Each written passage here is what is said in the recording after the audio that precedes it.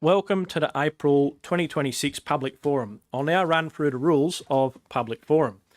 Speakers will have a maximum of 5 minutes to speak. When you come forward to speak, please state your name and the item you'll be speaking to. When there's 30 seconds remaining on the 5 minutes, you'll hear a bell rung. At 5 minutes, the bell will be rung multiple times, the microphone will be turned off, and you will conclude speaking. Gallery members should refrain from any disruptive behaviour, including clapping or jeering.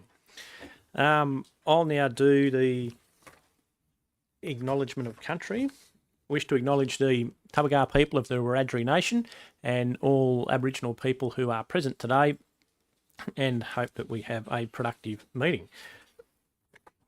Does anyone have any conflicts of interest to declare? No. Forum speakers. First up, we have Mr. Scott Wilkinson on agenda item 8.3, request for a police drone trial rollout in the Dubbo Regional LGA, principally focusing on the riding of unregistered trail bikes. Mr. Wilkinson, please.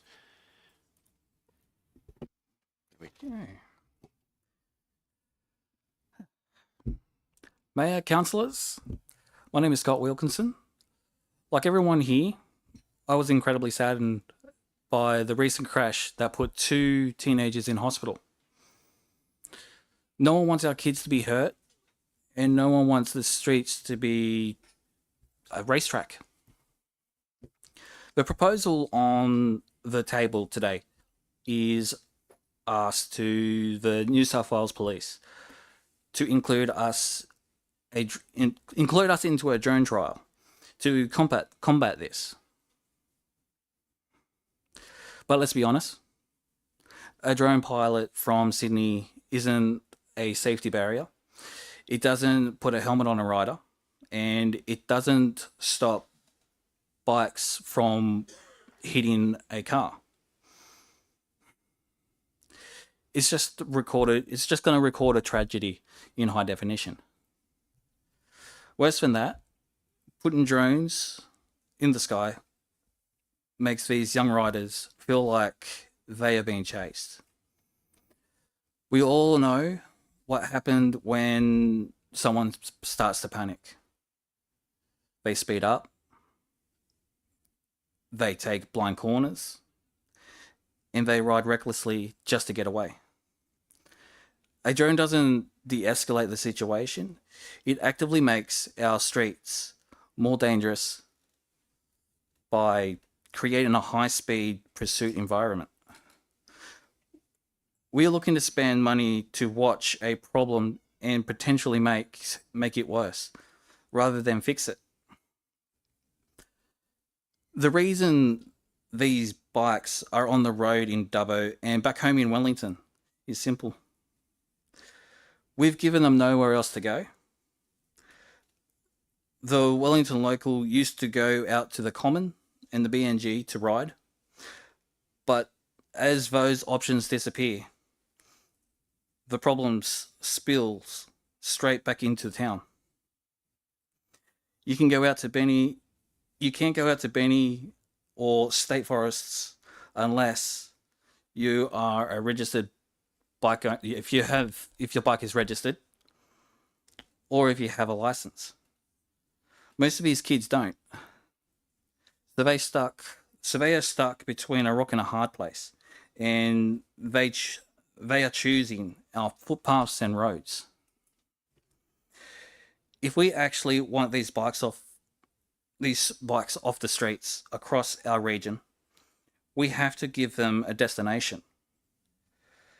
We need a sanctioned off-road area, a closed loop park where the barriers isn't a rego plate and a license, but fences and basic safety rules.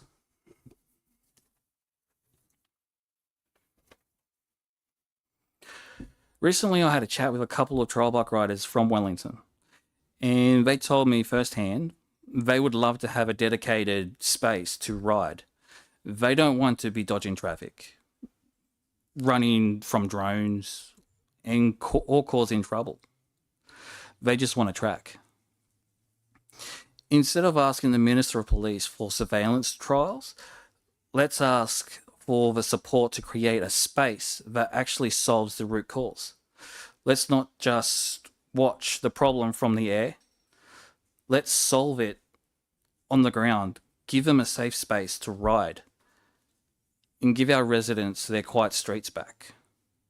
Thank you. Next up, we have Ben Perot on agenda item 9.6, development application for extractive industry limestone quarry. Same rules as before. Thank you. Hi guys, I'm Ben Perro, a resident out at Ponto Falls. I'm speaking in opposition to the proposed quarry access via Ponto Falls Road. I'm not opposed to the quarry, purely just access. There are serious concerns around community consultation after speaking with residents along Ponto Falls Road. It's clear that not everyone received a letter or notification of this proposal, and those who did were given very little time to respond. The most recent communication regarding the DA also give minimal time to prepare and give proper review. This raises concerns about fairness and transparency of the process. I'd also like to reflect on the concerns of the long-term residents who have lived on the road for many years. Ponto Falls has evolved from a rural dirt road into a residential area, a road accessed and used daily by families, walkers, runners, horse riders, and cyclists.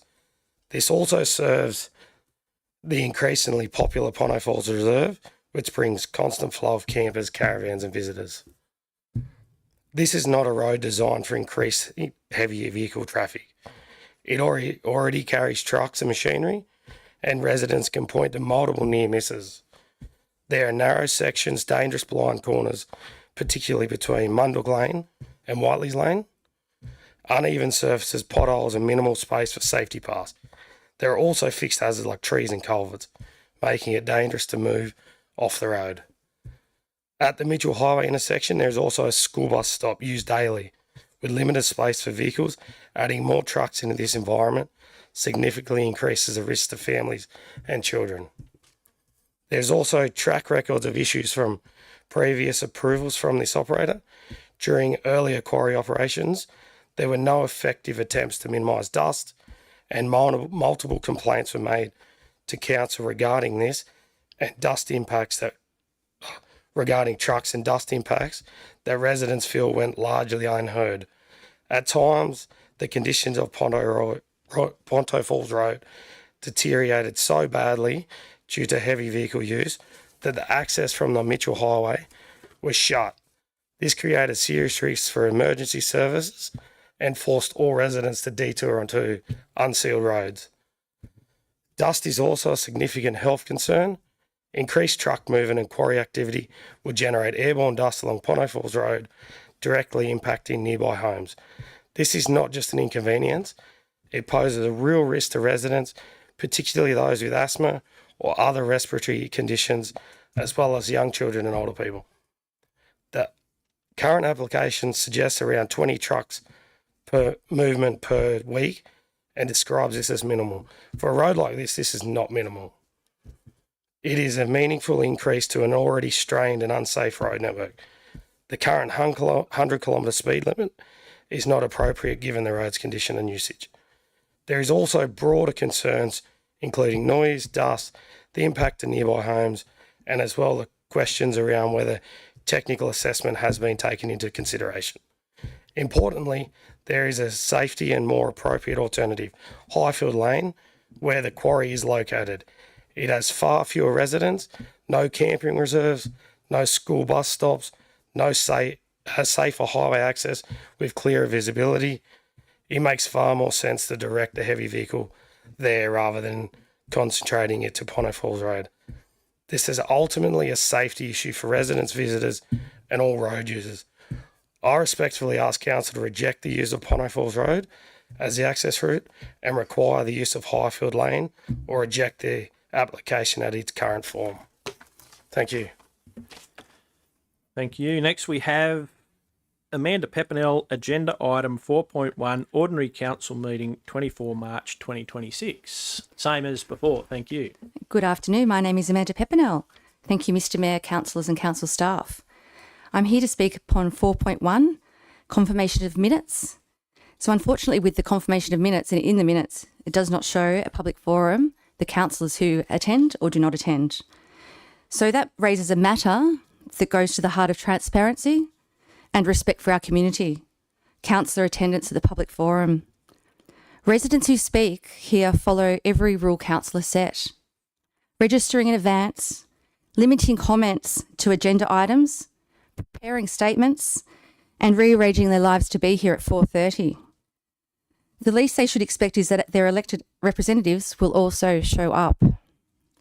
Today, as we begin the public forum, I would like to place on public record the following councillors are not at the public forum today. No, excuse me. I'll just have to pull you up there because it's not actually a requirement for councillors to attend public forums. I don't feel that it's appropriate. That's fine, but we elect these councillors to represent us, and for them not to turn up at the public forum Don't is name simply who's not... not here, or that'll Okay. be the end of it. Right, I won't name here, no problem, but I will say that this is not just about one meeting. It's a pattern of councillors that not show up to the public forum. This is a place for community to have their voice, and for councillors to simply not turn up is not acceptable.